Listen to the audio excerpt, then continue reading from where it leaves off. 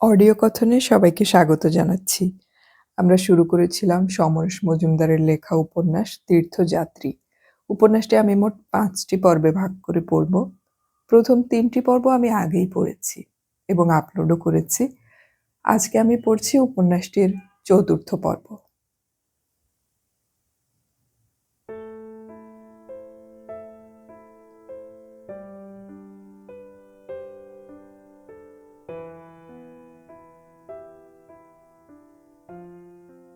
দরজাটা খুলল পার্থ।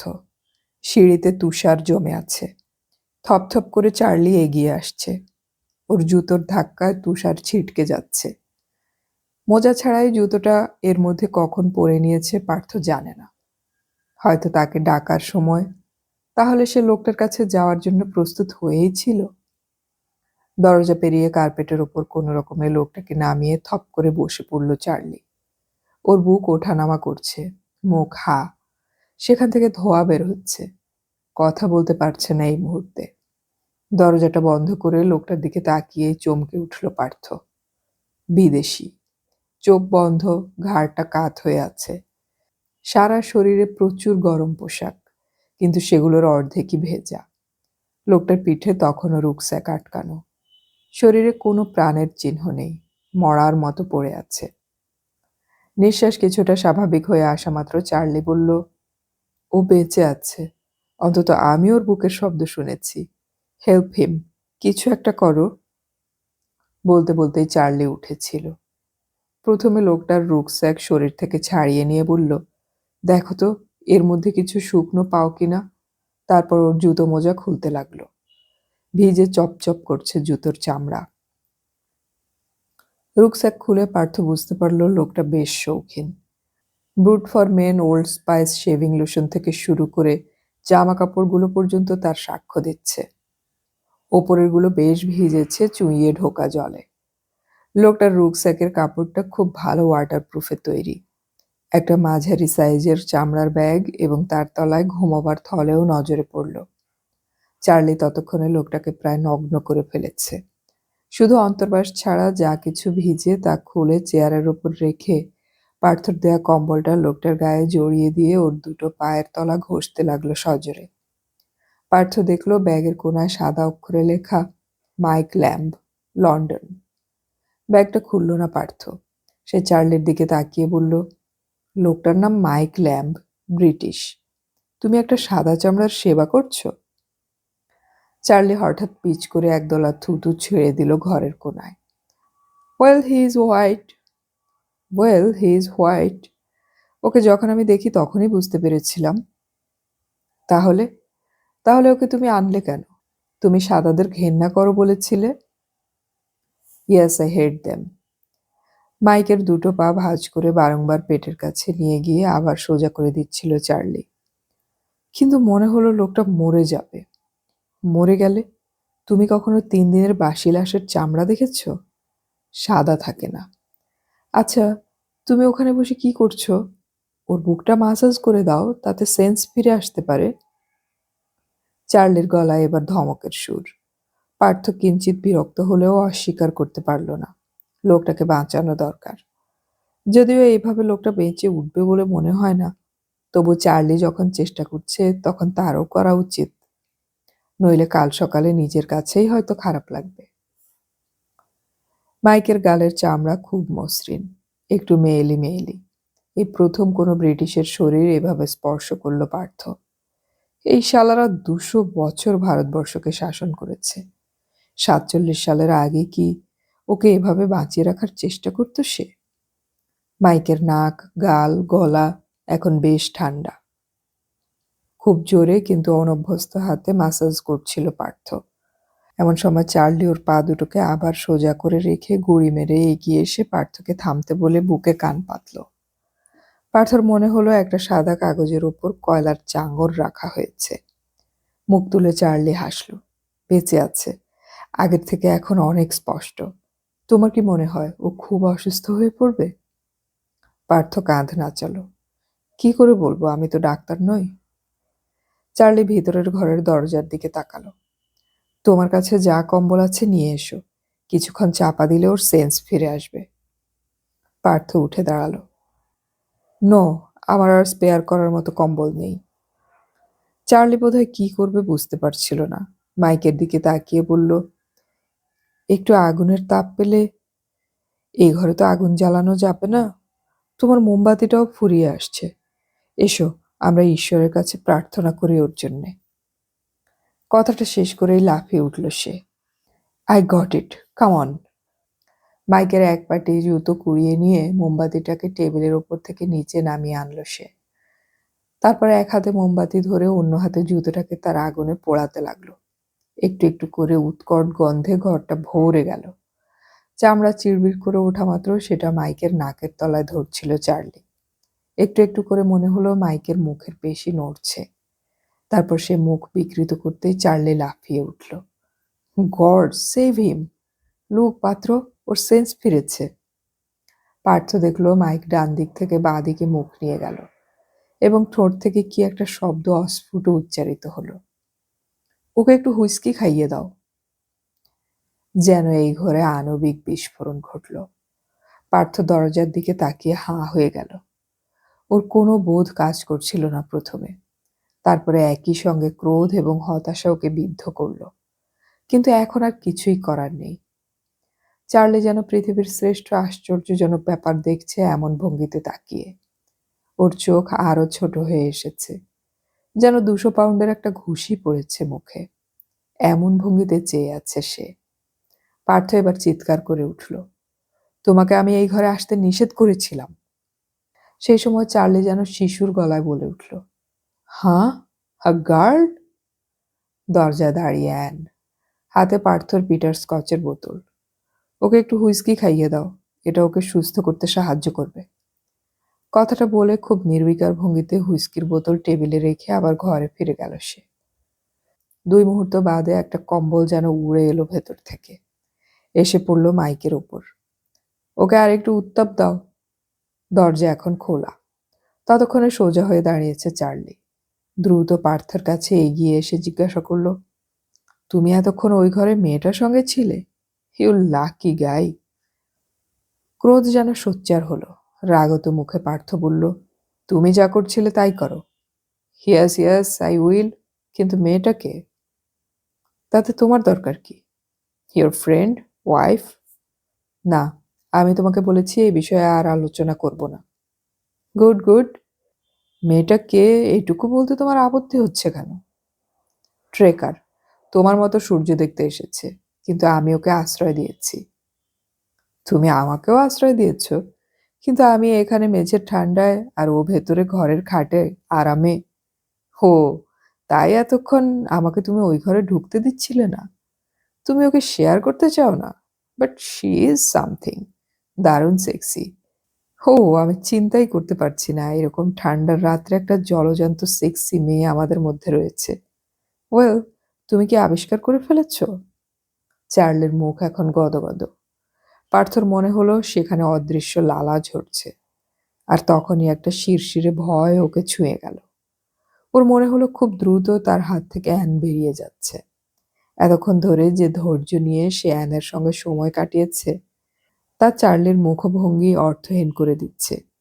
হুফ, শালা হারামি মেয়ে ছেলেটাকে এত করে বলা সত্ত্বেও দরজায় এসে দাঁড়ালো। হুইস্কি খাইয়ে জ্ঞান ফেরাতে এসেছেন। সাদা চামড়া জেনে দরদ উতলে উঠল। এতক্ষণ ধরে এত ভদ্রতা করার কোনো দরকারই ছিল না। পার্থ আফসোস করে ঠোঁট কামড়ালো।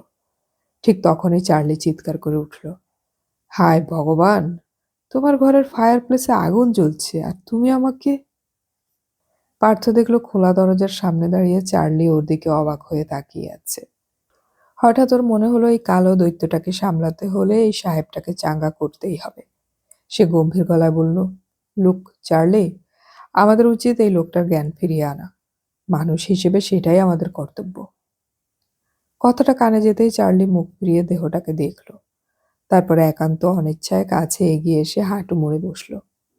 দাঁড়াও, ওকে ডাকা যাক। হে ম্যান, হে!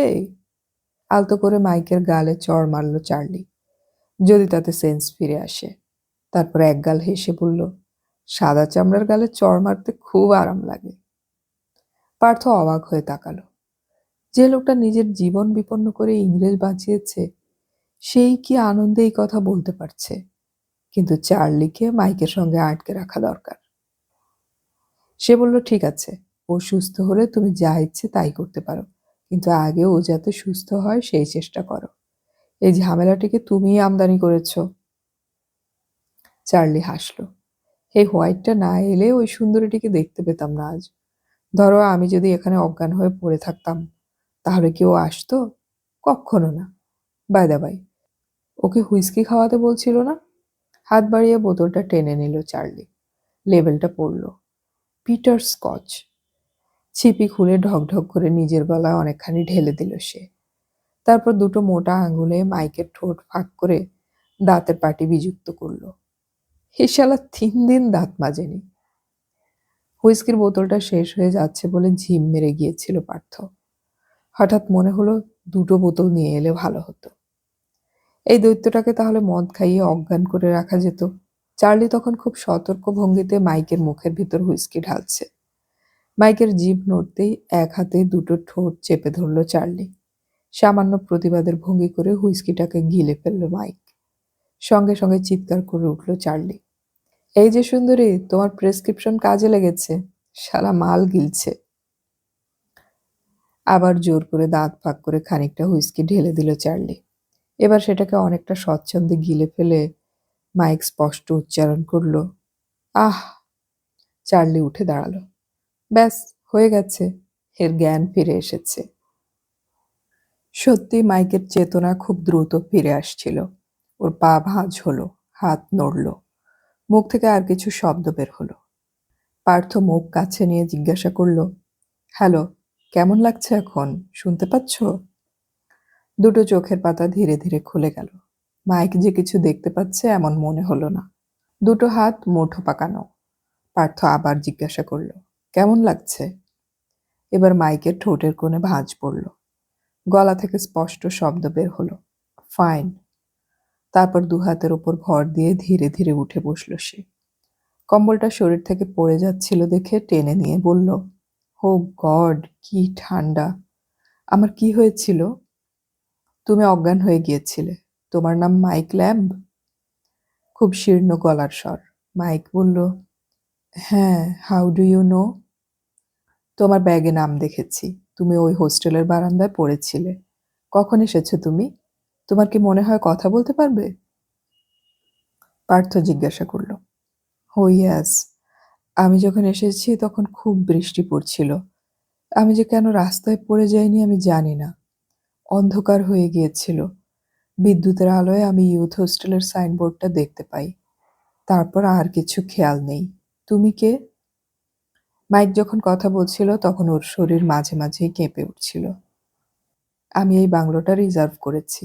তুমি তো কাল ভোরের সূর্য দেখতে এসেছ। ও অফকোর্স। তুমি আমাকে বাঁচিয়েছ বলে ধন্যবাদ, কিন্তু আমার শীত করছে। পার্থ বোতলটা তুলে দেখল সেখানে সিকি পেগও পড়ে নেই। তার মাইককে ভালো লাগছিল। তুমি কি করো? আমি ছাত্র, রিসার্চ করছি। তুমি ইন্ডিয়ান? Which province? আমি বাঙালি, land of Tagore. Tagore? Who's he? Poet? Nobel prize winner poet. মাইকের অজ্ঞতা দেখে অবাক হয়ে গেল পার্থ। হাই সি, এখন তো নোবেল প্রাইজ উইনারদের নিয়ে একটা বাজার খোলা যায়। তোমার নাম কি? সমস্ত শরীরে 2 নম্বর কম্বলটা মুড়ে নিচ্ছিল মাইক। পার্থ। ঠিক আছে, তুমি এখানে শুয়ে পড়ো, কাল সকালে দেখা হবে। এখানে আমার খুব ঠান্ডা লাগছে, তোমরা আগুন জ্বালোনি? পার্থ দ্বিধায় পড়ল। তারপর শান্ত গলায় বলল, সেখানে তুমি গেলে তোমার অসুবিধা হবে। কেন? ওখানে আমি আমার বান্ধবীকে নিয়ে আছি। অতএব রাতটা কোনো মতে এখানেই কাটিয়ে দাও, সকালে দেখা হবে। তাছাড়া এখানে তোমার আরেকজন সঙ্গী রয়েছে। হাত বাড়িয়ে চার্লিকে দেখালো পার্থ। চার্লি এতক্ষণ ভেতরের দরজার গায়ে ঠেস দিয়ে দাঁড়িয়ে ওদের কথা শুনছিল। তার অস্তিত্ব টের পায়নি মাইক। এবার পার্থর কথায় মুখ ফেরাতেই সে চার্লিকে দেখে কপালে ভাঁজ পড়ল। Who is he? তুমিও যা, আমিও তাই। সূর্য দেখতে এসেছি। I am Charlie from USA. একটুও না নড়ে চার্লি কথাগুলো বলল। এবার মাইকের মুখের পরিবর্তন হলো। সে চাপা গলায় পার্থকে ডাকল, একটু কাছে এসো প্লিজ। পার্থ ওর কথা বলার ভঙ্গিতে বুঝলো সে চার্লিকে না শুনিয়ে কিছু বলতে চায়। একটু ঝুঁকে মাথা নামালো পার্থ। কি বলছো? মাইক আর চোখে আরেকবার চার্লিকে দেখে নিল, তারপর ফিসফিসিয়ে বলল, আমি ওই নিগ্রোটার সঙ্গে এক ঘরে শুতে পারবো না। পার্থ হেসে ফেলল। ওর এই প্রথম মজা লাগলো। নিচু গলায় সে জবাব দিল, কিন্তু ওই নিগ্রোটাই তোমার জীবন বাঁচিয়েছে। ও না থাকলে তুমি এতক্ষণে। হিজ ইট? মাইকে আবার চার্লির দিকে তাকালো। চার্লি দরজা থেকে একটুও নড়েনি। এরা কি কথা বলছে তা শোনার বদলে তার চোখ এখন ঘরের ভেতরে। মাইক বলল, তা হোক, তোমার এখানে স্পেয়ারেবল রুম নেই? আমি জানি না, এই বাংলোটাকে এখনো ঘুরে দেখিনি আমি। যাক, আর বাজে কথা বলে সময় নষ্ট করতে চাই না। তোমার কিছু জামা প্যান্ট বোধহয় শুকনো আছে, সেগুলো পরে ফেলে এখানেই রাতটা কাটিয়ে দাও। জিপের হ্যান্ডেলটা তুলে নিল পার্থ। চকিতে মুখ ঘোরালো চার্লি। ওটা নিয়ে কি করতে চাও? পার্থ চট করে কিছু বলতে পারল না। তার মুখের দিকে তাকিয়ে চার্লি দরজা থেকে সরে দাঁড়ালো। পার্থর মনে হলো এখন আর কিছুতেই নরম হওয়া যায় না। সে খুব শান্ত রাখতে চাইল নিজেকে। এটা হাতে রাখলে আমার ভালো লাগে। পেছন থেকে মাইক চিৎকার করে উঠল, এখানে আমি মরে যাব। কেন?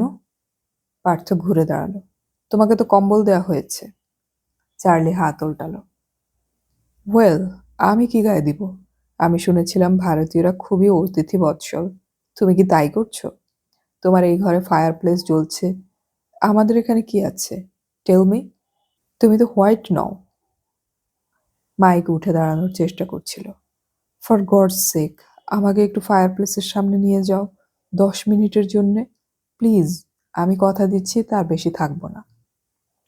চার্লি এগিয়ে গেল মাইকের দিকে। হে ম্যান, কোনো ভদ্রমহিলার সামনে যেতে হলে একটু ভদ্র পোশাকে যেতে হয়।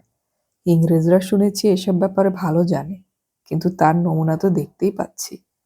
লক্ষ্মী ছেলের মতো বসে এখানে, আমি তোমাকে সাহায্য করছি পোশাক পরতে। মাইক অসহায় চোখে পার্থর দিকে তাকালো, তারপরে এক হাতে সরিয়ে দিতে চাইল চার্লিকে। ঠিক আছে, ওটা আমি নিজেই পারবো। পার্থর হঠাৎ মনে হলো চার্লিকে ঠেকিয়ে রাখতে হলে মাইকের সাহায্য দরকার।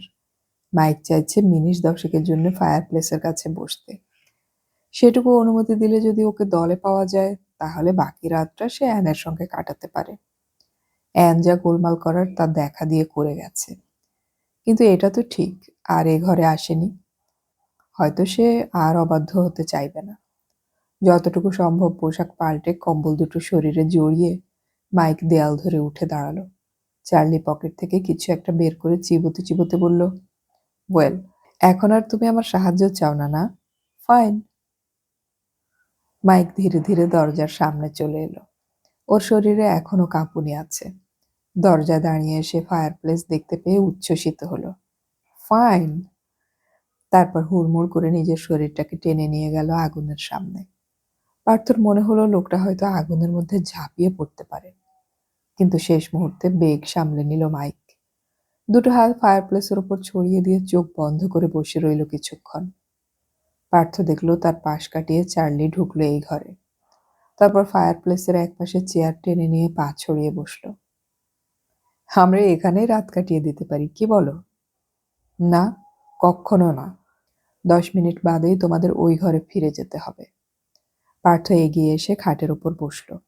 ওর হাতে তখনও হ্যান্ডেলটা ধরা রয়েছে। ওটাকে মাটিতে রেখে দাও, দেখতে বিশ্রী লাগছে। চার্লি আঙুল তুলে দেখালো। এই নিয়ে তোমাকে মাথা ঘামাতে হবে না। কাঁধ নাচালো চার্লি। কি জানি, ওটা দেখলে আমার মনে হচ্ছে তুমি হেঁটে আসোনি, গাড়িতে এসেছো। তার মানে তুমি আমাদের থেকে আলাদা। তারপর খাটের উপর চোখ রেখে বলল, কেউ যখন আলাপ করিয়ে দিচ্ছে না, তখন নিজেই আলাপ করছি।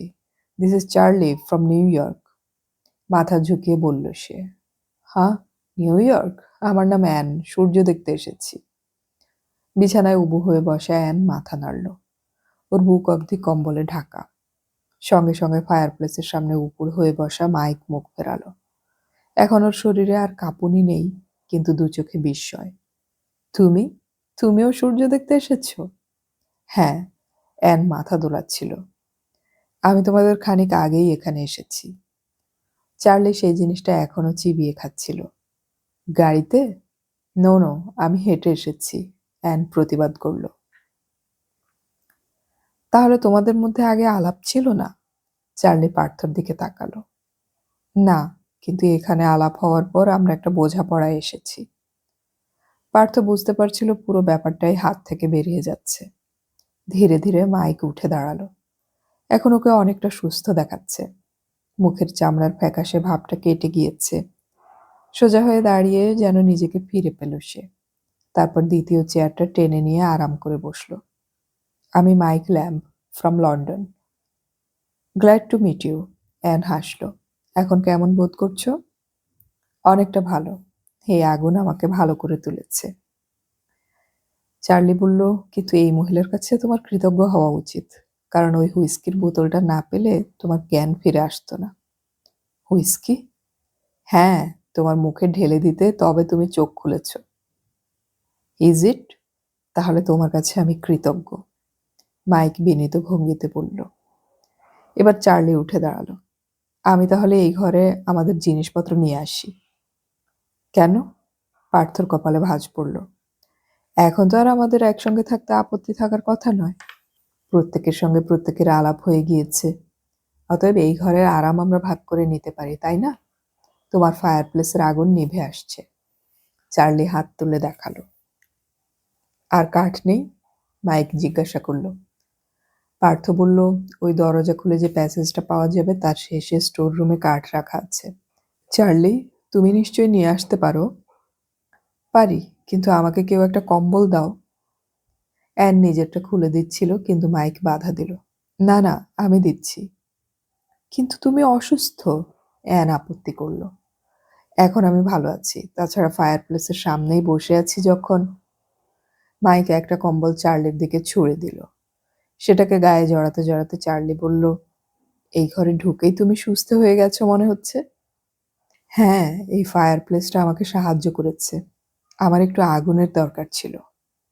দরজা খুলে প্যাসেজে পা বাড়াবার আগে চার্লি চিবোতে চিবোতে বলল, আগুন তো শুধু ফায়ারপ্লেসে ছিল না, কি বলো মিস? প্যাসেজে ওর পায়ের শব্দ যখন শোনা গেল তখন এই ঘরে কোনো শব্দ নেই। চার্লির ইঙ্গিত যেন কয়েক চাঙড় বরফ ঢেলে দিল তিনজনের মধ্যে। শেষ পর্যন্ত মাইক যেন অনেকটা নিজের মনে বলে উঠল, এই লোকগুলো ভদ্রতা পর্যন্ত শেখেনি, এই ব্ল্যাকিরা। পার্থ দ্রুত বলে ফেলল, ঠিক বলেছ মাইক, আমি এই পর্যন্ত লোকটাকে পছন্দ করছি না। ও কি আমার অনেক আগে এখানে এসেছে? হ্যাঁ, আমি দরজা খুলতে চাইনি, অ্যান বলল বলে খুলতে হলো। মাইক অ্যানের দিকে তাকালো। তোমার মন মনে হচ্ছে খুব নরম। ওর সম্পর্কে সাবধানে থেকো। আমি কখনোই ব্ল্যাকিদের বিশ্বাস করি না। কেন? অ্যান বাঁ হাতে ওর কপালে পড়ে থাকা চুল সরালো। আমি জানি না কেন, শুধু আই ডোন্ট বিলিভ দেম। এ সময় প্যাসেজে আবার পায়ের আওয়াজ উঠল। একগাদা কাঠ দু হাতে তুলে নিয়ে চার্লি ঘরে ঢুকলো। হে ম্যান, এখানে আরো কয়েকটা ঘর রয়েছে। মাইক এবার উঠে দাঁড়ালো। Is it? তাহলে চলো সেই ঘরগুলো আমরা দেখে আসি। যদি সেখানে খাট বিছানা থাকে তাহলে আর কাউকে কষ্ট করতে হবে না। প্রস্তাবটা পার্থর পছন্দ হলো। দুটো খাট পেলে এই দুটোকে নিয়ে আর কোনো সমস্যা হবে না। সে বলল, বেশ, চলো দেখে আসি। কাঠগুলো ফায়ারপ্লেসের পাশে নামিয়ে চার্লি মাথা নাড়ল। আমি বাবা যাচ্ছি না। যাচ্ছ না? কেন? পার্থ আবার বিরক্ত হলো। বাইরে ভীষণ ঠান্ডা। তাছাড়া এরকম আরামের ঘর ছেড়ে পাগল না হলে কেউ যায়? চার্লি কথা শেষ করে অ্যানের দিকে তাকিয়ে চোখ ছোট করে হাসল। মাইক সেটা দেখেনি। বলল, আমরা সেই ঘরেও ফায়ারপ্লেস থাকলে আগুন জ্বালিয়ে নিতে পারি, কোনো অসুবিধা হবে না। এখানে আর কাঠ নেই? পার্থ বলল, প্রচুর কাঠ আছে। মাইক বলল, চমৎকার, চলো দেখে আসি। তোমাদের কাছে টর্চ আছে? বাহ, এই তো, এটা সঙ্গে নাও। একটা মোমবাতি নেবে নাকি? এই প্রশ্নটা পার্থর উদ্দেশ্যে। পার্থ মোমবাতি নিল। চার্লি, চলে এসো। চার্লি চোখ বন্ধ করে সেই জিনিসটা চিবিয়ে যাচ্ছিল। আমি এখান থেকে গেলে ওই মহিলার অসুবিধে হবে। এরকম জায়গায় কোনো মহিলাকে একা রেখে যাওয়া ঠিক না। ঘর খুঁজতে 3টে লোকের যাওয়ার কি দরকার? মিস, তুমি কি বলো? অ্যান ধীরে ধীরে মাথা নাড়ল। ঠিকই। এটা পার্থকে আরো বিরক্ত করল। মেয়েটা কি চার্লির মতলব বুঝতে পারছে না? Let's go. খুব খারাপ লাগছিল অ্যানকে চার্লির সঙ্গে এক ঘরে ছেড়ে যেতে, কিন্তু মাইক যাচ্ছে দেখে যেতে বাধ্য হলো পার্থ। প্যাসেজটা এখন আরো কনকনে। যদিও বাইরে ঝড় কিংবা বৃষ্টি নেই, তবু ঠান্ডা ওই ঘরের বাইরে আসতেই হাড়ের মধ্যে সেঁধিয়ে যাচ্ছে। পার্থ বলল, ওদিকে টয়লেট আর স্টোর ছাড়া আর কিছু নেই মাইক, এদিকে চলো। কথা বলার সময় ওর দাঁতের নাচন শুরু হয়ে গেল। ডান দিকে দরজাটা খুলতেই একটা ঘর, নিচে দড়ির ম্যাট্রেস, একটা তক্তাপোশের উপর জীর্ণ গদি, আর কোনো আসবাব নেই এই ঘরে। মাইক বলল, এখানে চার্লি শুতে পারে, কি বলো? পার্থ মাথা নাড়ল। নিশ্চয়ই, কিন্তু আগুনের বায়না ধরতে পারে লোকটা। মাইক বলল, ওকে বুঝিয়ে দিতে হবে অন্য কোনো ঘরে যদি ফায়ারপ্লেস না থাকে, তাহলে শোয়ার ঘরটা মহিলাকেই ছেড়ে দেওয়া ভদ্রতা। তোমার সঙ্গে ওর আগে থেকে বন্ধুত্ব ছিল না? না, কিন্তু তাতে কিছু আসে যায় না। আমি এই বাংলো রিজার্ভ করেছি, এবং অ্যানকে জায়গা দেওয়ার পর আমাদের মধ্যে চমৎকার বোঝাপড়া আছে। খুব কর্তৃত্বের সঙ্গে জানালো পার্থ। এই ঘরের দ্বিতীয় দরজা দিয়ে মাইক এগোতেই পার্থ তাকে অনুসরণ করল। আর তখনই একটা ক্যাচ ক্যাচ শব্দ কানে এলো। মেঝের উপর দিয়ে কিছু টেনে নিয়ে যাওয়া হচ্ছে এরকম একটা ঘষ্টানির আওয়াজও কানে এলো। বন্ধ দরজা খুলে এই ঘরে ঢুকতেই ওরা হতভম্ব হয়ে গিয়েছিল। এটা বোধহয় চৌকিদারের ঘর, এবং তার বাইরে যাওয়ার দরজা অর্ধেকটা খোলা। হালকা জ্যোৎস্না এসে পড়েছে তার ফাঁক দিয়ে। মাইক চাপা গলায় বলল, দরজাটা খোলা, কোনো মানুষ থাকে নাকি এখানে? পার্থ অনুভব করছিল ঠান্ডাটা চট করে খুব বেড়ে গেল। ওই আধখোলা দরজা দিয়েই হু হু করে ঠান্ডা ঢুকছে এই ঘরে। টর্চের আলো কাঁপা হাতে চারপাশে ফেলে কিছু জামা কাপড়, ছেঁড়া বিছানার উপর গোটা তিনেক মোটা কম্বল আর ঘরের কোণে হাঁড়িকুড়ি দেখতে পেল সে। এই ঘরের মেঝেতে কোনো ম্যাট্রেস নেই। এই সময় মাইক জিভ দিয়ে একটা শব্দ করল। দেখো, ওখানটা দেখো। ওর হাত যেখানটায় ইঙ্গিত করছিল সেখানে টর্চের আলো ফেলল পার্থ। শুকনো কিছু জমাট বেঁধে রয়েছে বিছানার পাশে। বিছানায় ওটা যে রক্ত ছিল তা বুঝতে অসুবিধা হবার কথা নয়। ওরা এই ঘরে আসা মাত্রই সেই ঘষ্টানের শব্দটা থেমে গিয়েছিল। চারধার অসম্ভব শান্ত, কিন্তু এবার সেটা শুরু হলো। কোনো ভারী জিনিস যেন টেনে নিয়ে যাওয়া হচ্ছে। প্রায় পা টিপে টিপেই মাইক দরজার কাছে চলে গেল। তারপর মাথাটা বের করে সন্তর্পণে দেখার চেষ্টা করলো বাইরে কি হচ্ছে, এবং তখনই তার মধ্যে উত্তেজনা এলো। দ্রুত হাত নেড়ে সে পার্থকে ডাকল। টর্চ নিভিয়ে পার্থ নিঃশব্দে ওর পাশে এসে দাঁড়াতেই মাইক চাপা গলায় বলল, লুক। পার্থর মনে হচ্ছিল ওর নাক, ঠোঁট, গাল সব খসে পড়ে যাচ্ছে। তবু সে মুখ বের করল, এবং সঙ্গে সঙ্গে একটা আর্তনাদ মুখ ছিটকে বেরিয়ে এলো। শব্দটা কানে যাওয়া মাত্র ওরা মুখ তুলে তাকালো। প্রত্যেকের জ্বলন্ত চোখে এখন সতর্কতা। কান খাড়া করে এদিকে তাকিয়ে আছে। মাইক বাঁ হাতে দরজাটাকে শব্দ করে খুলে দিতেই ওরা কয়েক লাফে নিচে গিয়ে দাঁড়ালো। সংখ্যায় অন্তত 5টা হবে। দাঁড়িয়ে হিংস্র দাঁতে এদিকে তাকিয়ে একজন চিৎকার করে উঠল। পার্থর মনে হলো সে একা থাকলে এই চিৎকার শুনলেই রক্ত হিম হয়ে যেত। মাইক বলল, নেকড়ে, কিন্তু লোকটা কে? ততক্ষণে পার্থর নজরে পড়েছে পেছন থেকে ছোট্ট একটা কাঠের বারান্দা রয়েছে। সেই বারান্দার শেষ প্রান্তে একটা শরীর চিত হয়ে পড়ে আছে। লোকটার শরীর ছোটখাটো। মাইক এবার দৌড়ে বারান্দায় চলে গেল। হো ভগবান, কি ঠান্ডা! এরা লোকটাকে খেয়ে ফেলেছে। তারপর সামান্য ঝুঁকে চিৎকার করল, এখানে এসো, লোকটাকে খুন করা হয়েছে। খুনের কথা শোনা মাত্র পার্থ পা চালালো। লোকটা পড়ে আছে চিত হয়ে, এবং তার বাঁ দিকের বুকের ভেতর কিছু একটা বিঁধে রয়েছে। বুঝতে অসুবিধে হচ্ছে না লোকটাকে হত্যা করা হয়েছে। মাইক মুখ তুলে নেকড়েগুলোকে দেখল, তারপর দুহাত তুলে মুখে শব্দ করে তাদের তাড়াতে চেষ্টা করল। কিন্তু নেকড়েগুলো শুধু 2 পা সরে গেল মাত্র। ভয় পাওয়ার কোনো লক্ষণ দেখা গেল না। মাইক বলল, এই লোকটাকে এখানে রেখে গেলে সকালে কিছুই পড়ে থাকবে না। চলো, ওকে ঘরে নিয়ে যাই। পার্থ লোকটার মুখ দেখে শিউরে উঠেছিল। তার সন্দেহ ছিল না এই হলো বাংলোর চৌকিদার। কেউ ওকে হত্যা করে ঘরে ফেলে রেখে গিয়েছে। ঘরের দরজা নিশ্চয়ই খোলা ছিল, তাই নেকড়েগুলো ঢুকতে পেরেছে। ঢুকেই ওর মুখ থেকে মাংস খুবলে খেয়েছে। শরীরের জামা কাপড় ছিঁড়ে কুচি কুচি করেছে। পেটের কাছে অনেকটা গর্ত। বোধহয় ওই ঘরের বাইরে নিয়ে আরাম করে বাকিটা সাবার করবে ভেবেছিল ওরা। কিন্তু এই বীভৎস শরীরটার দিকে তাকিয়ে পার্থর পেট গুলিয়ে উঠছিল। মাইক ততক্ষণে ওর জামার হাত ধরে টানতে শুরু করেছে। লোকটা এত হালকা যে পার্থকে সাহায্য করতেই হলো না। সর করে দেহটাকে ঘরের মধ্যে ঢুকিয়ে নিল সে। পার্থ দেখলো ওদের খাবার হাতছাড়া হয়ে যাচ্ছে বুঝতে পেরে নেকড়েগুলো দ্রুত পায়ে এগিয়ে আসছিল সিঁড়ির দিকে। পার্থ হাত নাড়তেই তারা থমকে দাঁড়িয়ে তাদের বীভৎস দাঁতগুলো দেখাতে লাগলো। হঠাৎ পার্থর মনে হলো ওরা যদি এখন ঝাঁপিয়ে পড়ে তাহলে আর কিছুই করার থাকবে না। সে পিছু হটতে লাগলো। যত দরজার কাছে পৌঁছে যাচ্ছে তত নেকড়েগুলো বারান্দার উপর উঠে আসছে। শেষ পর্যন্ত দরজার গায়ে হাত রেখে নিশ্চিন্ত হলো। পার্থ চকিতে সামনের দিকে তাকালো। চারধারে কেমন ঘোলাটে ভাব। জ্যোৎস্নায় সেই ঘোলা রং মাখামাখি হয়ে রয়েছে। বাংলোর পেছনের মাটিতে ঝুরঝুর করে সেই ঘোলাটে সাদাটে রং ছড়ানো। তুষার পড়ছে। চট করে দরজা বন্ধ করে ঘুরে দাঁড়িয়ে টর্চ জ্বালল সে। মাইক লোকটার পাশে হাঁটু মুড়ে বসে পকেট খুঁজছে। কিছুক্ষণ আগে যে মানুষটা ঠান্ডায় জমে যাচ্ছিল তাকে এখন সচল হতে দেখে অবাক হচ্ছিল সে। একেই বলে সাহেবের রক্ত। সপ্রশংসর চোখে তাকালো পার্থ। এই জন্যই ওর জাত এতদিন গোটা পৃথিবীটাকে চাকর বানাতে পেরেছিল। মাইক বলল, নাথিং।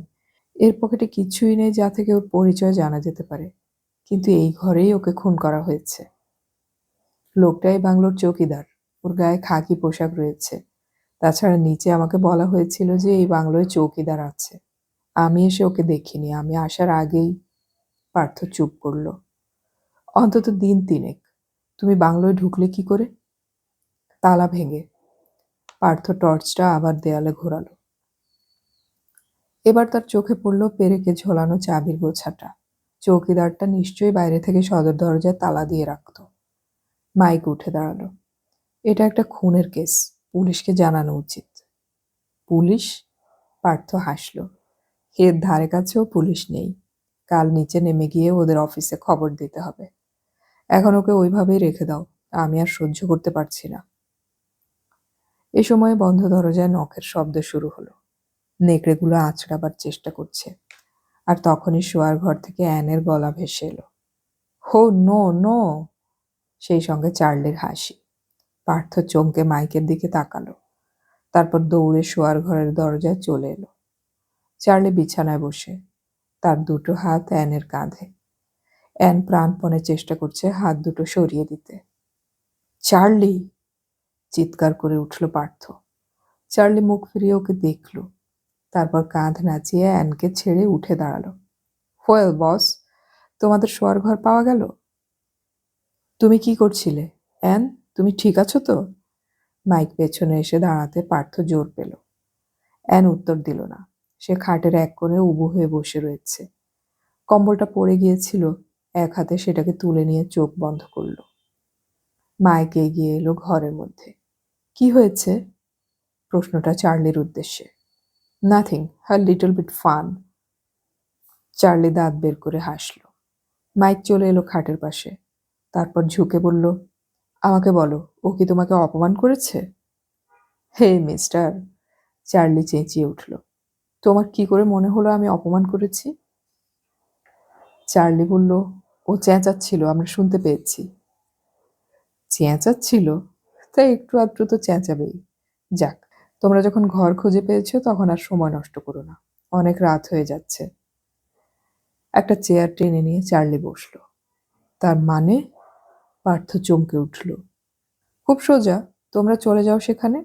আমরা এবার শুয়ে পড়ব, তাই না মিস? হঠাৎ মাইকের কণ্ঠস্বর চড়ায় উঠল। এই ঘরে তোমাকে কে থাকতে দিচ্ছে? কে আর দেবে? আমি নিজেই থাকছি। নো! মাইক চিৎকার করল। এই ঘরে আমি থাকব। পার্থর মাথা গরম হয়ে যাচ্ছিল। সে এগিয়ে এলো মাঝখানে। কি আশ্চর্য! আমি বুঝতে পারছি না কোন অধিকারে তোমরা এইসব কথা উচ্চারণ করছো। যাও, এখন এই ঘর থেকে বেরিয়ে যাও। অনেক হয়েছে। আমি এই বাংলো রিজার্ভ করেছি, অতএব আমার হুকুম তোমাদের মানতে হবে। এখানে আমি শোবো। মাইক যেন খুব অবাক হয়েছে এমন ভঙ্গিতে বলল, তুমি শোবে? হ্যাঁ, এই বাংলো আমার। আমি তোমাদের দয়া করে থাকতে দিয়েছি। যদি তা না দিতাম তাহলে এতক্ষণে তোমরা ঠান্ডায় মরে যেতে। তাছাড়া অ্যানের সঙ্গে আমার আন্ডারস্ট্যান্ডিং হয়েছে। সঙ্গে সঙ্গে চার্লি হো হো করে হেসে উঠল। কি বোকার মতো কথা! বারংবার শোনাচ্ছ এই বাংলো তুমি রিজার্ভ করেছ, কিন্তু সেটা প্রমাণ করবে কে? কোনো অফিসার তো দূরের কথা, একটা চৌকিদার পর্যন্ত তোমার দাবি সমর্থন করতে এগিয়ে আসবে না। এবার মাইক অ্যানের দিকে তাকালো। ওই ইন্ডিয়ানটা যা বলছে তা ঠিক? অ্যান তাকালো, চোখে জিজ্ঞাসা। ও বলছে তোমাদের আন্ডারস্ট্যান্ডিং হয়েছে। মিথ্যে কথা! চার্লি চেঁচিয়ে উঠল। একটু আগেই অ্যান আমাকে বলেছে পাত্র ওকে শেল্টার দেবার পর থেকেই বিছানায় নিয়ে যাওয়ার তাল করছে। কথাটা কানে যেতেই পার্থ খুব কষ্ট পেল। সে অ্যানকে বলল, তুমি তুমি ও কথা বলেছ ওকে? অ্যান ফায়ারপ্লেসের দিকে তাকালো। আমি কি খুব মিথ্যে কথা বলেছি? চার্লির হাসি কানে যেতেই পার্থ বলল, আমি তোমার সঙ্গে ভালো ব্যবহার করিনি? করেছ, কিন্তু তোমার আসল উদ্দেশ্য তো একটাই। তুমি ঠিক সাহস পাচ্ছিলে না, আর তোমরা ওই ঘরে চলে যাওয়া মাত্র ও লাফিয়ে কাছে এসে আমাকে জড়িয়ে ধরতে চাইল। আমি বাধা দিলাম। তখনও তোমার কথা বলে ঠাট্টা করলো। তখন আমি বলেছি তোমরা দুজনেই সমান, কেউ আস্তে কেউ ধীরে। অ্যান মুখ ফেরালো না। হঠাৎ মাইক ওদের দুজনের মাঝখানে চলে এলো। তোমরা দুজনে মন দিয়ে শোনো, এই ঘরে আমি অ্যানের সঙ্গে থাকবো, অতএব জলদি বিদায় হও। পার্থ চার্লির দিকে তাকালো। চার্লি নড়ল না, শুধু ঠোঁট বেঁকিয়ে বলল, কেন? খুব সোজা কথা, আমার আর অ্যানের গায়ের চামড়া সাদা। একজন হোয়াইট ওম্যানের সঙ্গে রাত কাটাবার অধিকার তোমাদের নেই। মাইক নির্বিকার মুখে কথাগুলো বলল। পার্থ আঁতকে উঠল।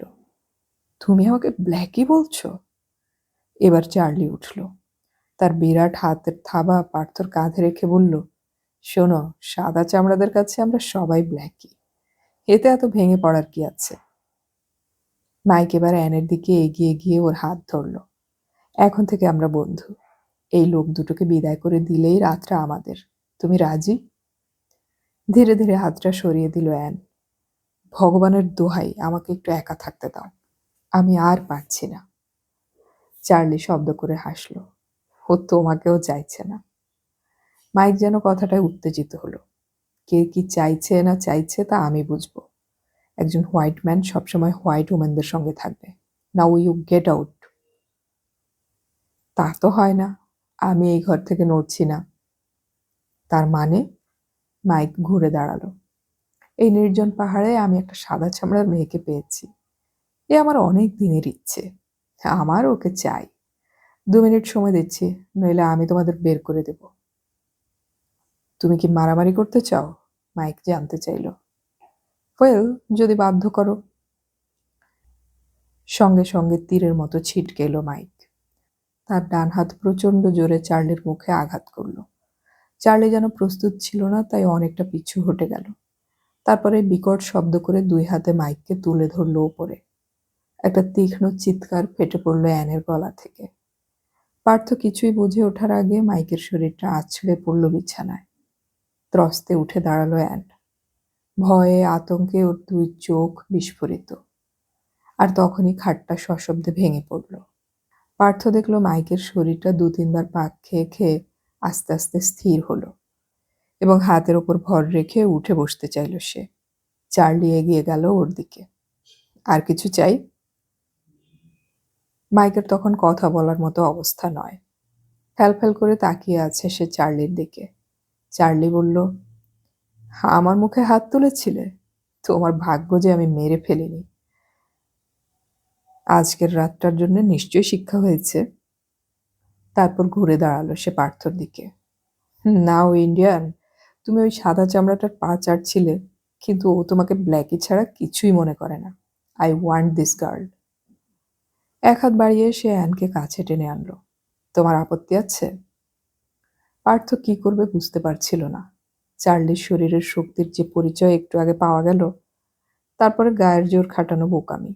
সে দেখল অ্যান ছটফট করছে চার্লির আলিঙ্গনে। দুহাতে ঘুষি মারার চেষ্টা করছে চার্লির শরীরে, কিন্তু চার্লি নির্বিকার। How nice! আমার এরকমই দরকার। মেয়েরা বেড়াল না হলে খেলাটা জমে না। একদম সাদা মেয়ে আমি জীবনে পাইনি। পার্থ বলল, এটা খুব অন্যায়। অন্যায়? অ্যানকে ছেড়ে দিয়ে এক পা এগিয়ে এলো চার্লি। আমি কেন ওকে পাবো না? একটা হোয়াইট ওম্যানকে ভোগ করার অধিকার আমার চেয়ে বেশি কারো নেই। I hate them. সুতরাং আমার চাই। এতে কোনো অন্যায় নেই। আমি তোমাকে বাইরে ছুঁড়ে ফেলব। বীভৎস মুখ করে চার্লি এগিয়ে আসছিল পার্থর দিকে। খুব নার্ভাস ভঙ্গিতে পার্থ সরে গেল দেওয়ালের দিকে। তারপরেই নজরে পড়ল হ্যান্ডেলটার ওপর। চকিতে সেটা তুলে নিল সে। তারপর বলল, আর এক পা এগিয়ে এলেই আমি তোমাকে খুন করে ফেলবো চার্লি। চার্লি চোখ ছোট করে হ্যান্ডেলটাকে দেখল। তারপরে আচমকা একটা লাথি ছুড়ল পার্থর পেট লক্ষ্য করে। সামান্য সরে গিয়ে সজোরে হ্যান্ডেলটা দিয়ে আঘাত করল ওর পায়ে।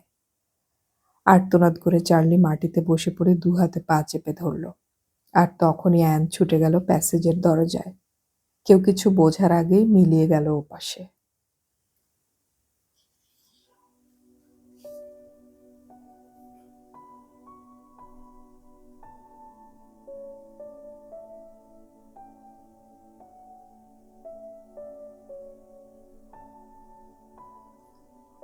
এতক্ষণ আমি পড়ে শোনালাম সমরেশ মজুমদারের লেখা উপন্যাস তীর্থযাত্রী এর ৪র্থ পর্ব। উপন্যাসটির শেষ পর্বও আমরা খুব শীঘ্রই আপলোড করার চেষ্টা করব। শোনার আমন্ত্রণ রইল। অডিও কথনে আমাদের গল্প পাঠ ভালো লাগলে চ্যানেলটি সাবস্ক্রাইব করে রাখুন এবং বন্ধুদেরকে শেয়ার করুন। আমাদের গল্প পাঠ আপনাদের কেমন লাগছে তা কমেন্টে অবশ্যই জানাবেন। শেষ পর্ব আপলোড হওয়ার সাথে সাথে নোটিফিকেশন পেতে হলে আমাদের সাবস্ক্রাইব বাটনের পাশের বেল আইকনটি চেপে রাখুন। গল্প পড়ি, গল্প শুনি, বাংলা গল্প ছড়িয়ে পড়ুক সবখানে।